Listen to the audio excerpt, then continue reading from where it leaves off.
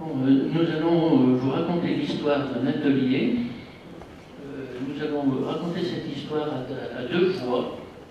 Nous sommes, Valérie et moi, deux céramistes qui ont été fascinés par la céramique Song.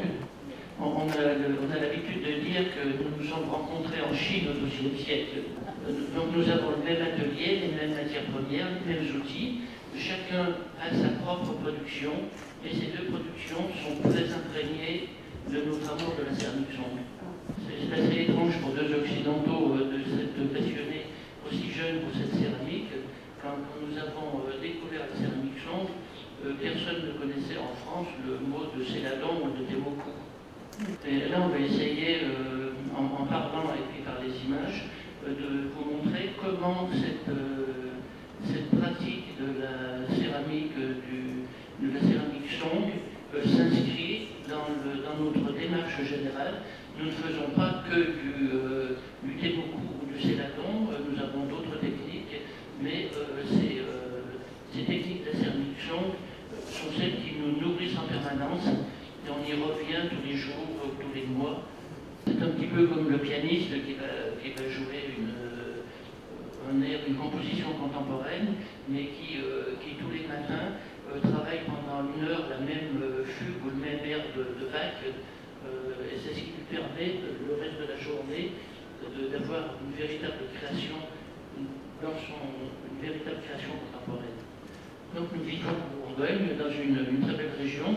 Sur cette image, voici ce qu'on voit depuis les fenêtres de l'atelier.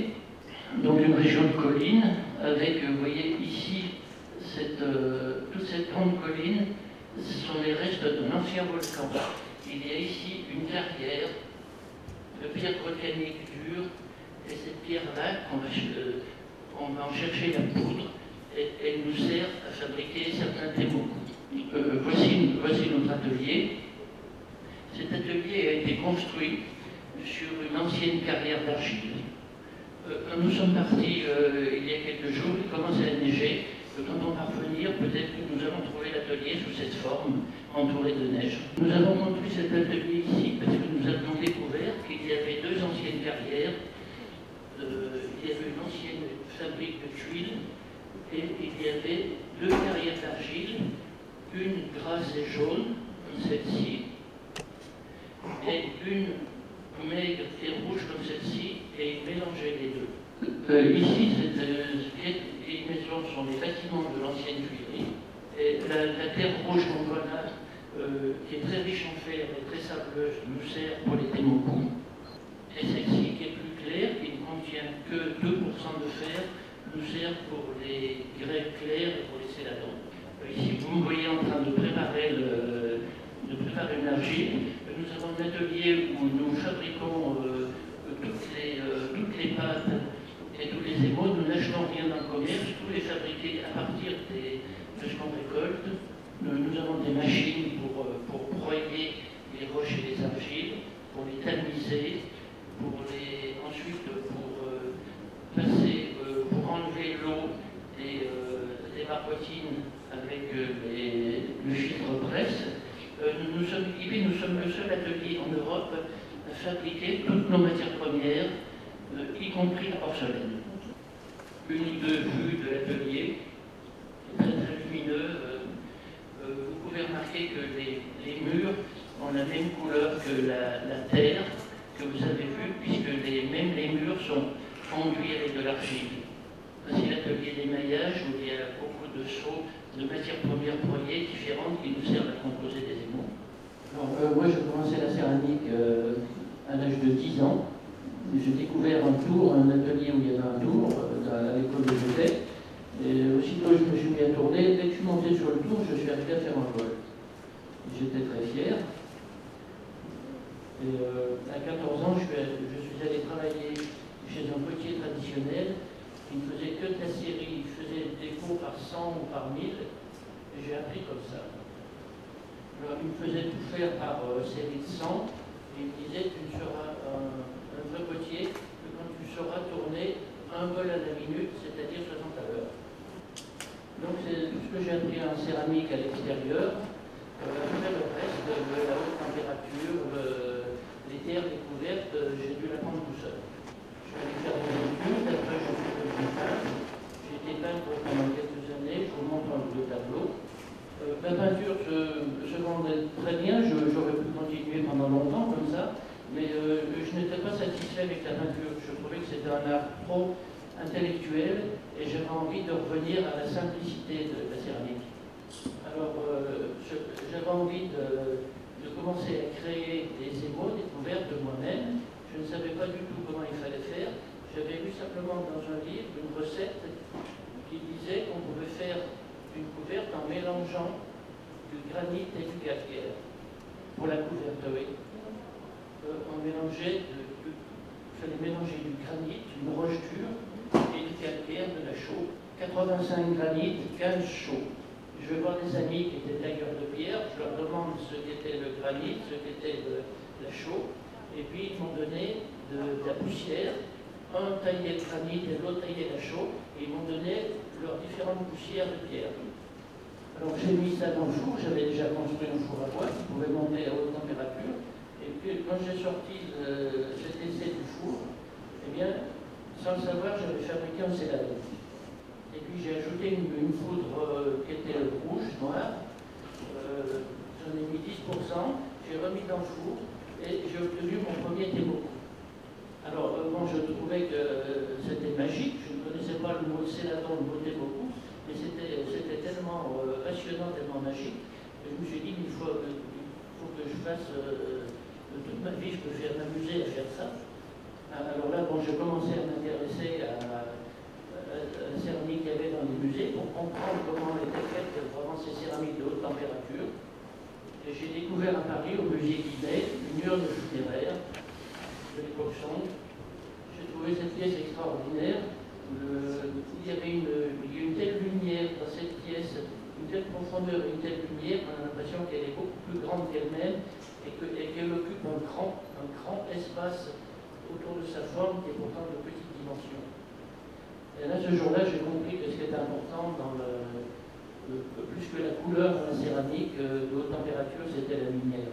Donc j'ai commencé à travailler sur les céladons, et puis depuis, je travaille en permanence sur le céladon.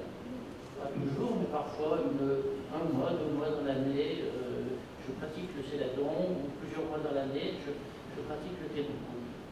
Alors, quand je faisais ces céladons, comme pour moi c'était la lumière qui était la plus importante, c'était pas la couleur, j'ai eu envie de faire d'autres couleurs que ces couleurs vertes du céladon, et je me suis dit, il faut arriver à faire une aussi belle lumière avec des blancs, des jaunes, des roses. Et puis j'avais découvert avec la céramique Song que c'était une céramique qui était très très proche de la nature, et j'ai cherché de plus en plus à m'inspirer de la nature. Alors j'ai pu m'inspirer des formes de la nature, là, par exemple de la forme de la graine de lotus. Donc là c'était la forme plutôt qui était le thème d'inspiration, mais très vite ça a été plutôt la couverture, tout ce qui recouvre les choses dans la nature, c'est-à-dire la peau, l'épiderme des serpents, des animaux, ce qui recouvre les pierres, ce qui recouvre les arbres. C'est ça qui m'a fasciné. J'ai eu l'impression que le monde était recouvert de certaines couvertes que je devais, moi, arriver à trouver dans la céramique. Alors, j'ai voulu imiter ces couvertures, mais non pas en faisant de la peinture, mais simplement par les moyens naturels de la couverte et par les accidents, par les phénomènes qui se passent dans la couverte elle-même. Je me suis aperçu que les couvertes pouvaient se faire des bulles, pouvaient se retirer, pouvaient s'enrouler les unes sur les autres, et que c'était absolument infini. Et c'est par ces moyens, c'est par ces phénomènes que j'ai essayé d'obtenir ces effets. Là, par exemple, quand je m'amusais à observer une grenouille, aussitôt je rentrais à l'atelier et j'essayais de trouver un système qui me permette d'imiter cet épiderme de la grenouille. Alors, je fais ça sur des formes qui m'étaient inspirées des tambours de pluie de Chine du Sud ou d'Asie du Sud-Est, qui étaient des formes qui étaient fabriquées en bronze mais qui pour faire beaucoup de bruit quand on tapait dessus pour faire de la pluie. Donc bon, quand je voyais une tortue, j'essayais de m'amuser après avec des tortues. Là, il y a à la fois l'idée de la forme de la tortue et puis l'idée des dessins qu'il y a sur la carapace de la tortue. Et puis je me suis amusé aussi à tout un vestiaire, un petit peu comme les enfants qui se souviennent des images d'animaux exotiques qu'on voyait enfant. Et j'ai travaillé sur la girafe, l'éléphant par exemple, où j'essayais à la fois de chercher une couverte qui évoque la pose animale, mais aussi une forme qui soit en résonance avec l'esprit de cet animal. Travailler sur les oiseaux, sur les panthères par exemple. Et très souvent dans ce type de pièce, j'ai tenu à mettre un endroit d'une façon même souvent très petite, faire une allusion directement à l'animal que j'étais en train dont j'étais en train de fabriquer l'épiderme ici. Alors bon, c'est un jeu qui n'est pas fini. Quand j'ai découvert des œufs de merde dans le jardin, avec cette couleur bleue et ces taches, j'ai eu envie de travailler sur le thème des œufs. Je peux aller chercher des œufs de caille aussi. Et puis j'ai cherché des formes très simples, un petit peu des formes d'œufs. Et puis dessus, des couvertes qui pouvaient créer naturellement des motifs comme il peut y avoir sur certains œufs. Alors, quand je dis que c'est uniquement avec la couverte et pas avec la peinture que je travaille, voici ici un exemple très simple, c'est les différentes taches qui sont là-dessus, qui sont jaunes, qui sont rouges, qui sont un peu vertes, se font à haute température pendant la cuisson à partir d'une seule couverte. C'est la couverte elle-même qui fabrique des gouttes. Elle se dissocie, elle se divise un petit peu comme on peut faire dans un bouillon, dans une soupe, on peut faire de l'huile dans l'eau, et l'huile va venir faire va se diviser, va apparaître à la surface, et ici à haute température, eh bien, cette division prend des couleurs différentes. Alors, quand on s'est installé dans le nouvel atelier et que je me promenais dans les bois autour, j'ai beaucoup observé ce qui recouvrait les pierres et les arbres, c'est-à-dire les mousses et les lichens. Et les champignons qu'il peut y avoir aussi sur les arbres et sur les pierres. Une mousse et un lichen. Et pendant un an, j'ai travaillé à partir de ça. C'est en voyant des champignons, des petits champignons minuscules, que j'ai fait cette pièce. Et celle-ci, je l'ai fait en pensant à une autre sorte de champignon qui se recouvre de ronds. Alors, bon, pour arriver à ce type de couverte, il faut évidemment mettre en œuvre des phénomènes très particuliers. Ici, pour arriver à fabriquer ces sortes de ronds, je me suis inspiré de ce que je voyais dans le jardin sur les feuilles de lotus. J'ai compris que la surface de la feuille avait une matière très particulière qui refusait l'eau et qu'à ce moment-là, l'eau se rassemblait en gouttes rondes. Alors j'ai cherché une couverte qui refuse l'eau, qui refuse celle du dessus. Donc ça c'est la couverte du fond. Et par-dessus, j'en ai mis une noire et encore par-dessus une blanche. Il y avait 3 couches uniformes de couvertes, mais pendant la cuisson, les 2 couches de dessus se sont comportées comme l'eau sur la feuille de lotus. Alors, quand on a installé le nouvel atelier, j'ai aussi redécouvert le paysage et ça m'a donné un petit peu des envies de peindre. C'était aussi cette année-là que nous sommes allés à Madrid, au musée du Prado, pour voir la peinture de ce peintre flamand du XVe siècle que j'aime beaucoup. Et je l'aime beaucoup pour plusieurs raisons. C'est parce que bon, c'est le premier grand peintre de paysage, mais c'est aussi le peintre occidental qui ressemble le plus à ces anciens peintres chinois qui peignaient des personnages isolés dans un coin, dans une nature immense, avec des rochers et avec des nuages et des montagnes.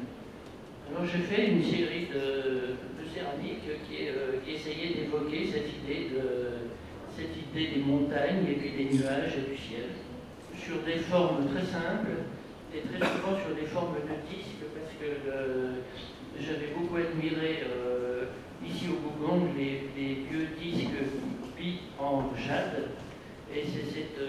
forme des disques billes qui m'a inspiré ces pièces-là.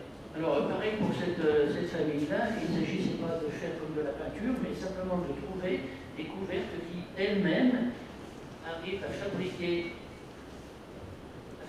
du ciel, à fabriquer des nuages, à fabriquer de la terre. Donc, il y a des superpositions de couvertes qui aiment se mélanger ensemble et devenir transparentes comme le ciel, d'autres qui aiment se rassembler en rond comme les nuages, des couvertes qui ont moins tendance à se mélanger pour commencer à définir des différents horizons de montagnes, et puis d'autres pour les premiers plans beaucoup plus réfractaires qui donnent une idée de la terre et de la pierre. Alors c'est donc avec le comportement de ces couvertes et les phénomènes qui se passent avec ces couvertes que j'arrive à créer ce type de pièces. Voilà, en ce moment, j'ai une exposition à Genève dans un musée de céramique d'Extrême-Orient qui s'appelle les collections Bord. Cette exposition est une exposition personnelle autour de la céramique Song. J'ai 300 pièces dans cette exposition, des pièces de création très personnelle, en même temps des pièces plus didactiques qui essayent d'expliquer la céramique Song. Et là, je vais vous montrer quelques pièces de Temoku sur lesquelles j'ai travaillé. Ici, il s'agit d'un bol Song de Chine du Sud, des ateliers de Jiju. Alors, c'est un bol avec une empreinte de feuilles. Alors, je vais montrer dans l'exposition comment était fabriqué ce type de bol. Donc, ça, c'est une pièce personnelle que j'ai fait avec la même technique. En fait, au moment du tournage, quand le tournage est fini, je colle des feuilles sur le bol. Après, je trempe le bol dans une couverte noire. À ce moment-là, j'enlève la feuille. Et puis, je trempe de nouveau le bol dans la même couverte noire dans laquelle j'ai ajouté 40% de cendre de bois. Alors, c'est une technique qui était utilisée dans ces ateliers où j'utilisais aussi beaucoup des décors avec des réserves de papier découpé. Au lieu de mettre des feuilles, ils mettaient des papiers découpés comme pour le décor de la soie. Alors, il y a une autre technique de décor de feuilles qui est présente ici dans l'exposition, c'est de mettre une feuille dans le bol avec sa couverte noire, et c'est la cendre elle-même de la feuille qui va donner le motif. Il y a 2 bols dans l'exposition de 2 céramistes différents qui ont utilisé cette technique. Une autre technique de cet atelier que j'ai imitée ici dans ces 3 bols, c'est de couvrir les bols avec la couverte noire et de gicler très rapidement dessus des gouttes de la couverte à la cendre. C'est comme ça qu'on obtient les couleurs qu'en Chine on appelle écailles de tortue. Alors ici voici un autre bol de Song des collections Bord de Genève, un bol à taches d'huile du Henan. Donc ces bols noirs, on les appelle taches d'huile parce qu'ils sont recouverts de taches qui peuvent être brunes ou noires ou de différentes couleurs sur le fond noir. Ces taches sont le résultat de bulles qui se font pendant la cuisson à haute température. Et plus la couverte va être épaisse, plus les bulles vont avoir du mal à passer à travers et plus les bulles vont être grosses. Ici, la couverte est 2 fois plus épaisse que ici, donc les bulles sont 2 fois plus grosses. Alors ici, voici ce même bol Song qui est à l'envers. Cette couverte de ces bols à taches d'huile, c'est en fait une couverte très très simple parce que c'est simplement la terre de la Chine du Nord, le Leus, qui est cette poussière qui a été emportée par le vent depuis le désert de Gobi, qui s'est déposée sur toute la Chine, et c'est cette terre qu'on utilise comme couverte. Alors, cette terre, elle contient à peu près 6% de fer, ce qui est la juste proportion pour faire des taches sur le fond, qui se dessinent sur le fond noir. Mais quand il n'y a pas assez de fer, il n'y aura pas de taches, parce qu'il n'y aura pas de bulles, il y a simplement 5% de fer. Et puis, s'il y a par exemple 7% de fer, il y a trop de fer, et il y aura tellement de bulles qu'il n'y aura plus de noir, et la couleur sera uniforme. Alors, pour être sûr d'avoir le résultat de ces taches d'huile, les potiers ont imaginé un système intelligent, c'est de mettre 2 couches de couvertes, une couche très épaisse sur l'ensemble de la pièce qui contient peut-être 7 ou 8% de fer, qui a trop de fer, et puis une autre couche par-dessus qu'on aperçoit là parce que là elle a dépassé, et les bulles de la couche de dessous crèvent à travers la couche qui est plus claire, et comme ça permet d'avoir à la fois la trace des bulles et le fond noir. Alors ces bols qui étaient fabriqués en Chine du Nord essayaient d'imiter un petit peu les Tenmoku du Fujian, mais leur terre, la terre du Nord, elle est claire. On voit ici, là, il n'y a pas eu d'émail, on voit que la terre elle est très claire. Et pour imiter les bols Jian du Fujian, ils mettaient une couche d'argile sombre pour avoir un pied sombre. Là c'est l'argile du... Et puis là-dessus, ils ont mis une argile qui est plus riche en fer pour que le pied apparaisse sombre comme les bols du Sud. Alors pour arriver à comprendre ce qui se passait dans ce type de couverte, moi j'ai toujours construit des fours dont je pouvais ouvrir la porte, et j'ai fait très souvent des séries de bols que je sors du four à différentes températures de cuisson. Comme ça je peux voir quand les bulles se font, quand elles s'en vont, et je peux comprendre tout ce qui se passe à l'intérieur du four. C'est comme ça que je sais à quelle température exactement les bulles sont en train de se faire. Ici, vous voyez, il y a une bulle qui est en train de crever, elle est comme une bulle de savon, encore, elle est transparente. Et puis ici, on est 10 ou 20 degrés plus haut. La plupart des bulles ont fini de crever et ont apporté leur fer à la surface. Il y a encore certaines bulles qui sont en train de finir leur travail ici. Et puis 10 degrés plus haut, à 1320 degrés, tout est devenu lisse. 10 degrés plus haut, à 1320 degrés. Les bulles sont finies, tout est lisse, on a des taches lisses sur le fond noir. Alors moi j'ai travaillé sur ce phénomène des taches d'huile, mais avec des types de refroidissement particuliers pour obtenir des taches de différentes couleurs. Donc ça, ce sont des pièces que je montre en ce moment au musée à Genève. Là. Alors ici, on voit dans ce type il y a un tache d'huile un peu particulier où à l'intérieur de chaque tache, il y a un point noir au milieu. Ici, voici un autre bol song qui est présent aussi dans ce musée à Genève, Tenmoku du Fujian. Et depuis l'année 1977, je réfléchis sur ce bol. Voici l'intérieur du bol. Et il a ceci de commun avec tous les bols Tenmoku, c'est qu'il a des lignes verticales sur fond noir, mais il a aussi ces reflets grisés que j'ai cherchés pendant longtemps. Alors, ce qu'il y a d'extraordinaire dans ces bols Tenmoku, c'est l'extrême simplicité, mais en même temps l'extrême intelligence de la forme. Ici, ce rebord, il est fait exactement pour poser la lèvre dessus. Ici, cette différence permet, quand on commence à voir que le liquide ne rentre pas trop vite dans la bouche, donc ça permet de déguster le thé pendant plus longtemps. Et puis comme cette couverte coule, pour éviter qu'elle aille jusqu'en bas et coller au pied dans le four, elle s'arrête à cet endroit-là. Et ici, si la ligne était restée droite comme ça, la couverte pourrait continuer à couler et coller sur le pied, mais ici, une légère différence, un léger angle, et à ce moment-là, la couverte ici, quand elle devient trop épaisse, au lieu de couler ici, elle va faire une bulle qui va tomber ici, à côté du pied.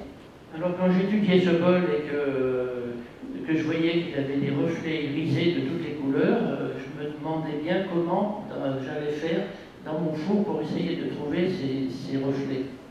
Et puis c'est en travaillant à l'île de la Réunion, nous avons travaillé pendant des années à l'île de la Réunion, au large de l'Afrique, avec des volcanologues pour étudier ce qui se passe dans les volcans.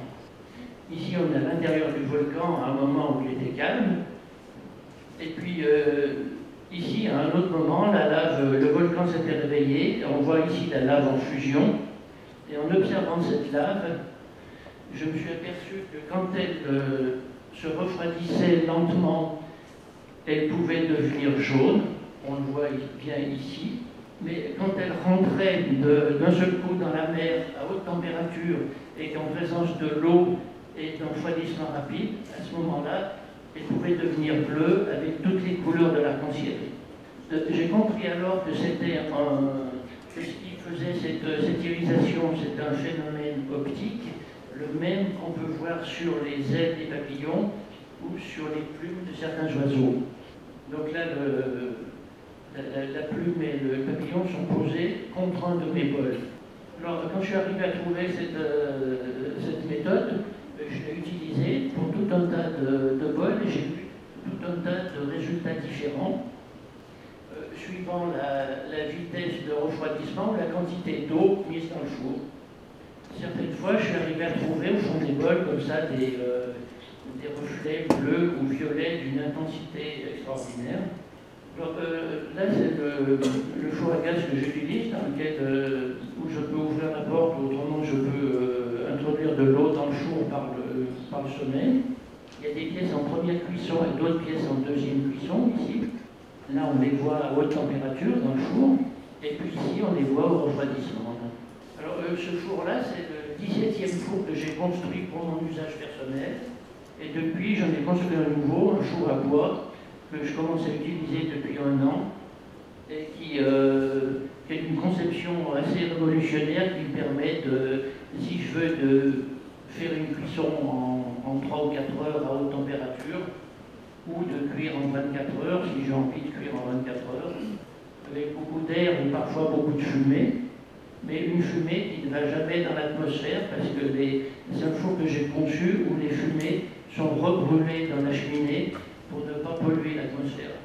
Alors avec ce four à bois, j'ai envie de travailler maintenant sur ce type de Temoku. Bon, je peux encore commencer, mais je pense que ça va me prendre beaucoup de temps. J'ai vu qu'il y avait deux céramistes là dans l'exposition qui avaient compris comment pouvaient se faire ces choses-là. Je sais qu'ils ont travaillé pendant des années et des années là-dessus. Je crois que ça va être mon cas aussi. J'ai simplement une petite idée là-dessus, c'est que ces motifs, ces ronds très particuliers, sont peut-être dus à un dépôt de cendres du four à bois. Ce qui me fait dire ça, c'est que ces bols sont très très rares, puisqu'on n'en connaît que 3 dans le monde. Là, les bols Temoku ont toujours été cuits dans des gazettes. Dans ces grands fours qui font parfois 150 mètres de long, les gazettes sont empilées les unes sur les autres. Il peut y avoir une pile de peut-être de 30 gazettes les unes sur les autres.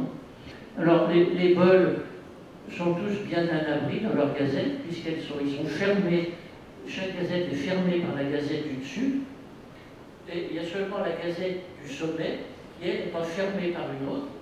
Alors là, peut-être que la cendre du bois, de la flamme, peut tomber à l'intérieur de ce bol. Alors, elle peut tomber en quantité à l'intérieur du bol, mais ici à l'extérieur, il n'y a presque pas de place, alors il y en a peut-être juste un petit peu qui passe.